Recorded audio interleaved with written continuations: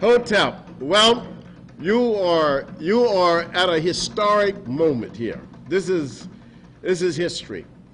Today, you have come and you see the audience. You know who we are, but tomorrow there will be thousands. In fact, hopefully there will be millions who will come. This is a very, very historic occasion. And 50 years from now, hopefully you will look back and say, wow, I was there. 30 years from now, even your grandchildren will look back and say, wow, they were there. They were at the beginning of the Afrocentricity International. No, we need an international organization devoted to the idea of the rise of African consciousness.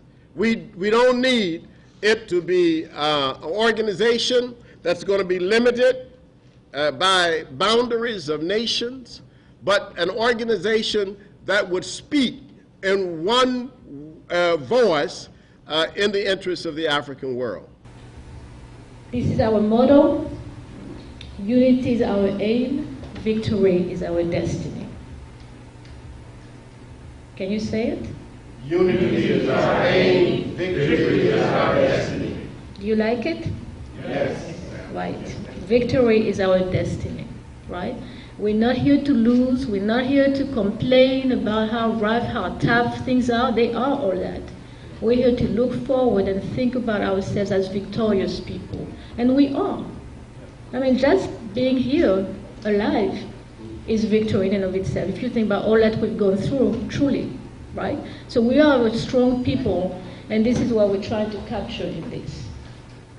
Dr. Sante has already talked about this, and so I don't need to dwell on it too much.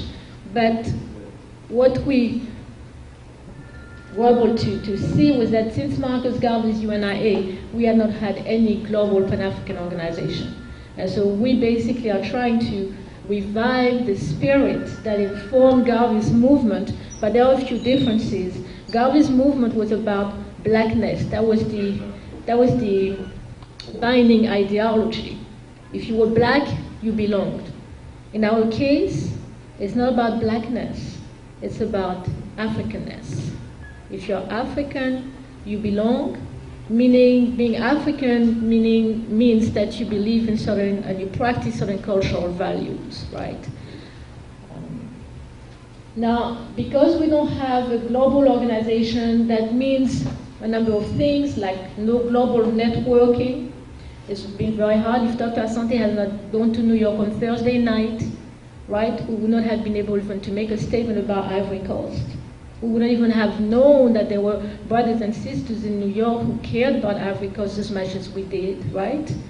No widespread solidarity and sharing of resources and ideas, no united voice, and of course, because we are not together under one umbrella, then we, of course, become very vulnerable and can be quite discouraged at times. Yet, there's a need for us to get united. When we look at Africa, Dr. Asante talked about it, the economic exploitation, the cultural suppression, the wars that Europeans create to keep us divided. Right now, they have the war going on in Ivory Coast, and while the people from Ivory Coast are fighting, then the French, I heard of this afternoon, are taking all the cocoa out of Ivory Coast. They have trucks on the ports right now, putting the cocoa on French ships to take that cocoa out of Ivory Coast, right, to France. Basically, they are stealing. They're doing it in Ivory Coast, they did it in Sierra Leone, they did it in the Congo, and they do it all over. And they're trying to do it in Libya as well, right? So we have problems, and how do we face them? In the United States, closer to us, I mean, we have problems with education, right? The so-called education, the imprisonment of our people, our economic disenfranchisement, our communities that really are not communities anymore, and certainly our religious indoctrination, our worshipping of the God of our oppressors. That's very problematic. So we have all these issues, and they're not unique to the US, but I'm mentioning them because we live here. And we know that we have to deal with that. You know, it breaks my heart when I see little black children going to those so-called public schools in the morning. I say, my goodness, we are surrendering our children. We are surrendering our future to our enemy. Can't we do better? Yes, we have the obligation to do better. We should not. Malcolm said it. Only a fool allows his enemy to educate his enemy, his children. And we see the result. And we shouldn't be surprised. It's all deliberate. White people set up those schools to have exactly what we have, growing numbers of young black people in the so-called justice system. Why do you think in Pennsylvania that the so-called education budget being decreased, but the prison budget being increased by 15%? Why? For whom are they building those new prisons? You know, so what do we do about this? Are we just going to sit there? I got tired of it. To get now into Afrocentricity International itself, what are its objectives? There are 7 of them.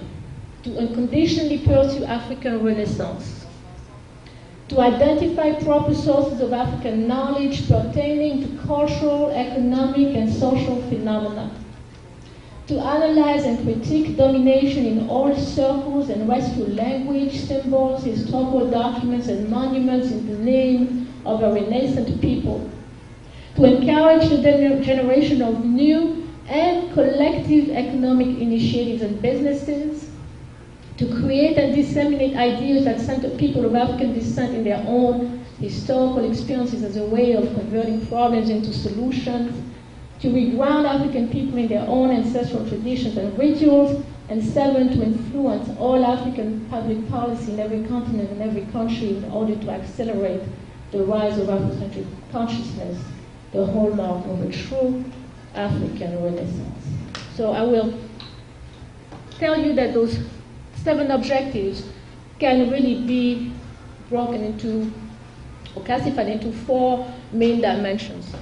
There's the intellectual dimension of Afrocentricity International, there's the political one, the economic one, and the spiritual one. We want an organization that addresses all of our needs.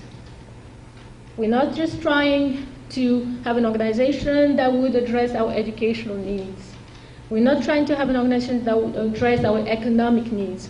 We want something that is complete.